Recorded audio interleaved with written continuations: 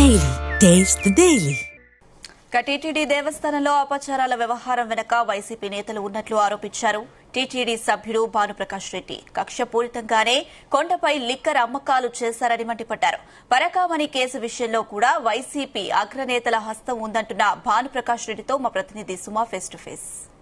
సంబంధించి వరుసగా అపచారాల నేపథ్యంలో ఈ రోజు విజయవాడ దగ్గర అయితే ప్రెస్ మీట్ అయితే పెట్టారు టీటీడీ సభ్యులైన భానుప్రకాష్ రెడ్డి గారు. చెప్పండి సార్, వరుసగా చూసుకుంటే టీటీడీ కొండపైన ఏదో ఒక అపచారాల నేపథ్యంలో కొనసాగుతున్నాయి, దాని మీద మీరేం చెప్తారు?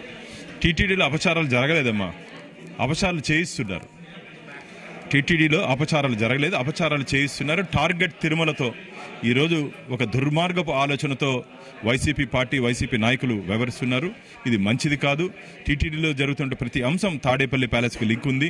ఎందుకంటే రాజకీయంగా మమ్మల్ని ఎదుర్కొనే ధైర్యం లేక, ప్రజల ఇష్టాలు, ప్రజల కష్టాలు తెలుసుకొని పనిచేసే ప్రభుత్వం మా ఎన్డీఏ ప్రభుత్వం, చంద్రబాబు నాయుడు గారు కానీ, పవన్ కళ్యాణ్ గారు కానీ, భారతీయ జనతా పార్టీ రాష్ట్ర అధ్యక్షులు మాధవ్ గారు కానీ, మేము ప్రజల ఇష్టాలతో ముందుకు పోతున్నాం. వికసిత ఆంధ్రప్రదేశ్కి మేము ముందుకు పోతుంటే దాన్ని ఓర్వలేని వైసీపీ పార్టీ ఇప్పటికే 11 స్థానాలకు పరిమితం అయిపోయినారు.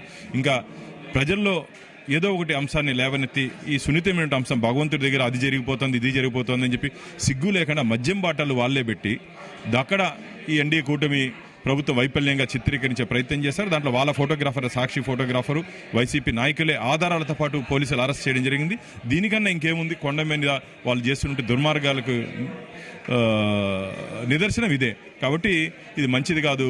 కరుణాకర్ రెడ్డి గారు, జగన్మోహన్ రెడ్డి గారు దొంగతనాల్లో పరకామలు జరిగిన దొంగతనాన్ని కూడా చిన్న దొంగతనంగా భావించి వారు దొంగతనాలు కూడా కొలతలు చెప్తున్నారు. యేసు దగ్గర జరిగితే ఇదే విధంగా స్పందన ఉండేదా అని చెప్పి భారతీయ జనతా పార్టీ జగన్మోహన్ రెడ్డిని సూటిగా ప్రశ్నిస్తాం. ఏదైతే ఉందో టీటీడీ సభ్యుడైన జంగా కృష్ణమూర్తి కూడా రిజైన్ చేశారు, దాని మీద మీరేం చెప్తారండి? లేదమ్మా, అది జంగా కృష్ణమూర్తి గారి అంశము నియమ నిబంధనలకు వ్యతిరేకంగా ఆ తీర్మానం ఉంది కాబట్టి నేను దాన్ని బోర్డులో వ్యతిరేకించడం జరిగింది. రాష్ట్ర ప్రభుత్వం కూడా కేటాయించిన స్థలాన్ని రద్దు చేయడం జరిగింది. ఇప్పటికే పరకామణి కేసు అయితే కోర్టులో నడుస్తూనే ఉంది. వీటికి సంబంధించిన వైసీపీ నేతలు అయితే మాకు తప్పలేదు, కావాలని చెప్పేసి బురద చల్లే విధంగా కుటుంబ ప్రభుత్వం చేస్తుందని అంటున్నారు, దాని మీద ఏం చెప్తారు? తప్పు లేదా? పోలీస్ అధికారుల నుంచి తీవ్ర ఒత్తిడి వచ్చిన కారణంగా లోకాయుక్తల రాజీకి పోయామని చెప్పి విజిలెన్స్ రిపోర్ట్లో ఉంది. నియమ నిబంధనలకు వ్యతిరేకంగా దొంగని దాతగా చేశారు, థెఫ్ట్ని గిఫ్ట్గా చేశారు. బోర్డులో రెజల్యూషన్స్ పేపర్ నోటిఫికేషన్ ఇచ్చి ఆస్తులు బదలాయించుకోవాలి, అవన్నీ లేకుండా బదలాయించుకునేసి ఈరోజు మీరు నీతులు చెప్పేది, మీరు మాట్లాడుతూ ఉంటే దెయ్యాలు వేదాలు వల్లించినట్టుంది. అంటే ఇప్పుడు టీటీడీకి సంబంధించి ఏదైతే అపచారాలు జరుగుతూనే ఉన్నాయో, ఇప్పుడు ఈ కుటుంబ ప్రభుత్వం వచ్చిన దగ్గర నుంచి అపచారాలు జరుగుతున్నాయి, ముందు మా ప్రభుత్వంలో ఏం లేదన్నది వాళ్ళ వాదన.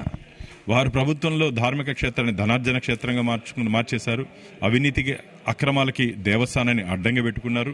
మేమొచ్చిన తర్వాత ఆ పవిత్రతను కాపాడుతూ ముందుకు పోతుంటే ఆధారాలు వాళ్లే పెట్టి దాన్ని ఆధారంగా మా మీద గొడవ చేసే ప్రయత్నం చేస్తారు. ఇది మంచిది కాదు.